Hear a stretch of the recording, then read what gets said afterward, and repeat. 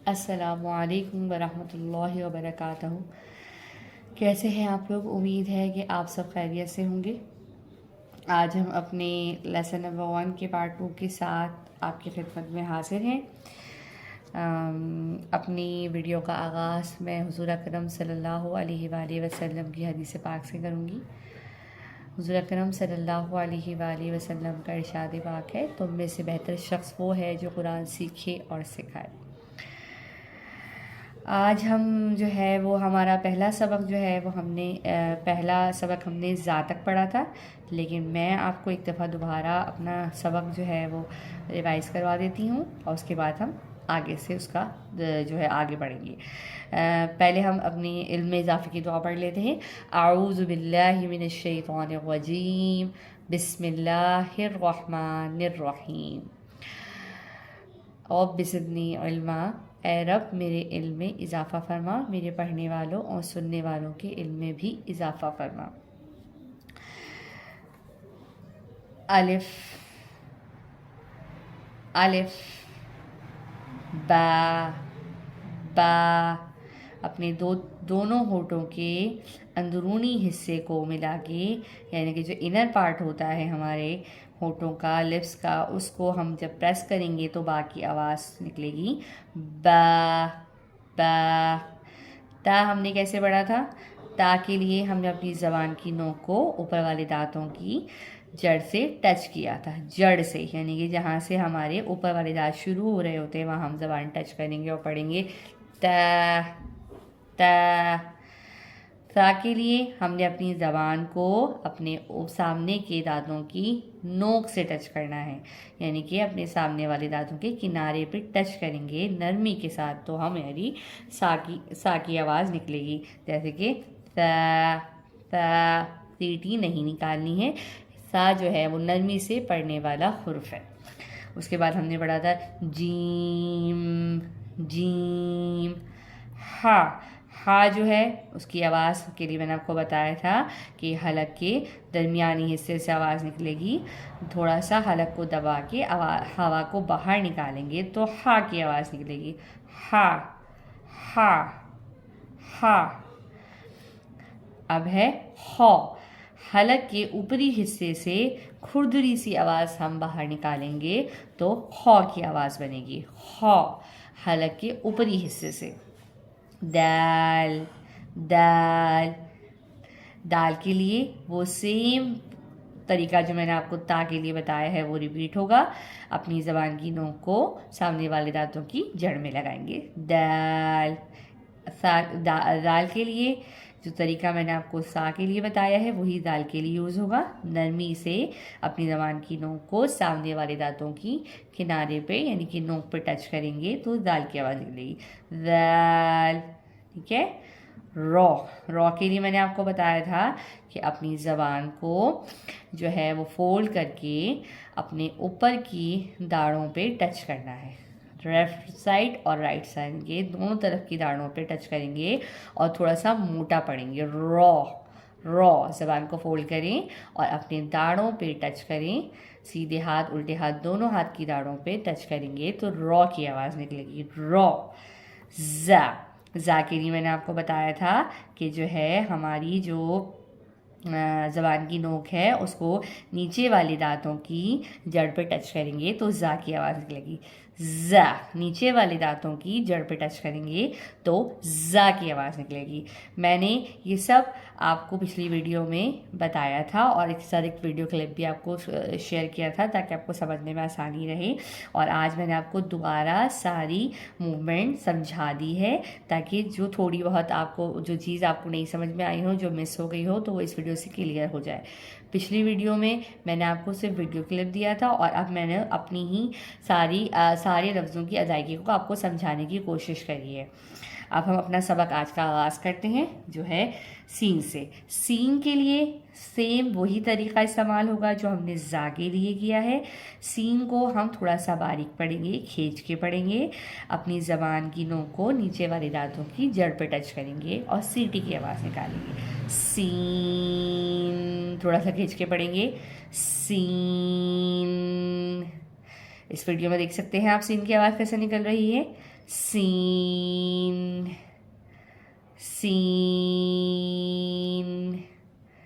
Scene, शीन, शीन, शीन के लिए हम जैसे हम एस एच की आवाज़ हम निकालते हैं, शुट की आवाज़ हम निकालते हैं, तो शीन के लिए हम इसी तरह जो है वो अपने दांतों को सख्ती से प्रेस करके अंदर से जो है वो आवाज़ निकालेंगे, शीन, शीन। इस वीडियो में आप देख सकते हैं, शीन, शीन।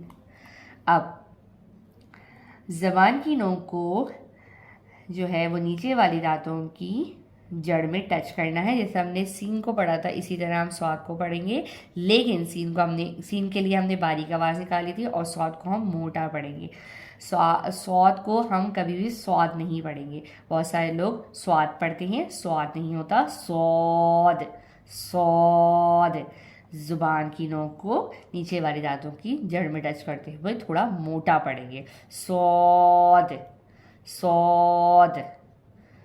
इस वीडियो में आप देख सकते हैं, स्वाद, स्वाद।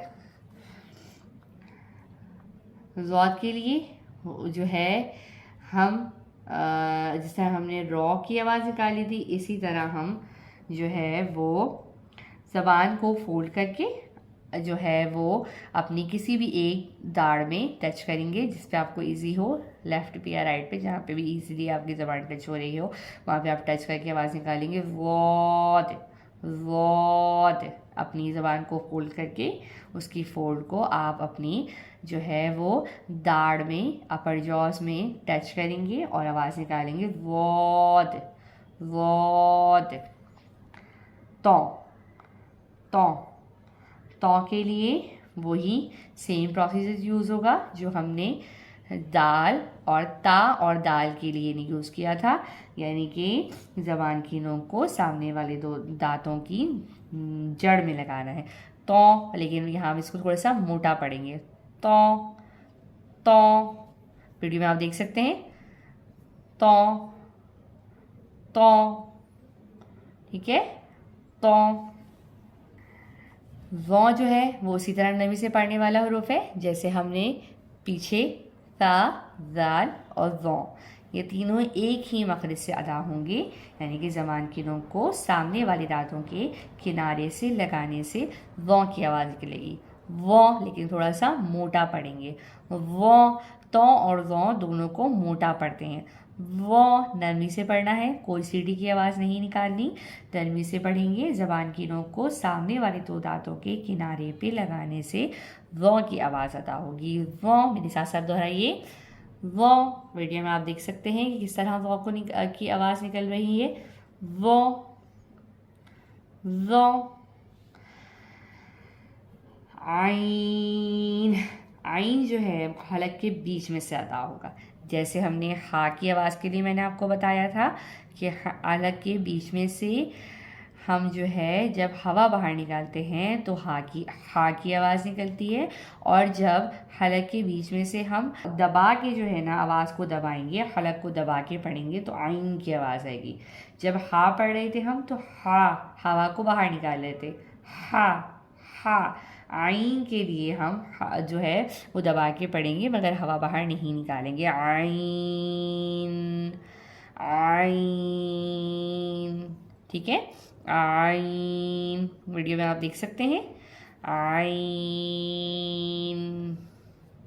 मेरे साथ साथ दोहराइए, आइन, ऑइन के लिए मैंने जो आपको खौ का बताया था तरीका कि हलक के ऊपर वाले हिस्से से जो है वो गईन की आवाज़ अदा होगी, हलक के ऊपर वाले हिस्से से, जैसे हमने खौ निकाला था मगर खौ के अंदर हमने आवाज़ निकाली थी, लेकिन खौ के अंदर हमने खुरदुरी आवाज़ जो है वो निकाली थी खौ के लिए, और गईन के लिए हम पूरी आवाज़ जो है वो बाहर निकालेंगे अपने हलक के ऊपर वाले हिस्से से, ऑइन, और थोड़ा सा मोटा पढ़ के पढ़ेंगे, ठीक है। ऑइन, मेरे साथ दोहराइए, ऑइन। वीडियो में आप देख सकते हैं, मेरे साथ दोहराइए, ऑइन। फा, फा, फा के लिए सामने के दांत नीचे के होंठ के अंदरूनी हिस्से पे लगाइए। सामने के दांत अपने नीचे के होंठ के अंदरूनी हिस्से पे लगाएंगे तो फा की आवाज़ निकलेगी। फा, फा। अपने सामने के ऊपर वाले दांत अपने नीचे वाले होंठ के अंदरूनी हिस्से पे टच कीजिए और पढ़िए फा, फा। आज का सबक हम यहीं पे इख्तिताम कर रहे हैं। फे तक हमने आज जो है वो पढ़ा है और हम अपने सबक को थोड़ा आहिस्ता इसलिए लेके चल रहे हैं कि तख्ती बुनियाद की हैसियत रखती है। जब हम इस सारे मक़रद की सही से अदायगी सीख लेंगे तो हमारे लिए आगे बहुत आसान हो जाएगा पढ़ना। और मैं इस पूरी तख्ती को एक दिन में भी आपको पढ़ा सकती थी, मगर जल्दी में पढ़ने में हम सही से उसकी प्रैक्टिस नहीं कर पाएंगे, सही से उसको समझ नहीं पढ़ पाएंगे। तो इसलिए मैं आपको जो है वो 3 हिस्सों में डिवाइड करके मैंने आपको ये तख्ती पढ़ाई है ताकि आप इसको अच्छी तरह से समझ के प्रैक्टिस करके पढ़ सकें।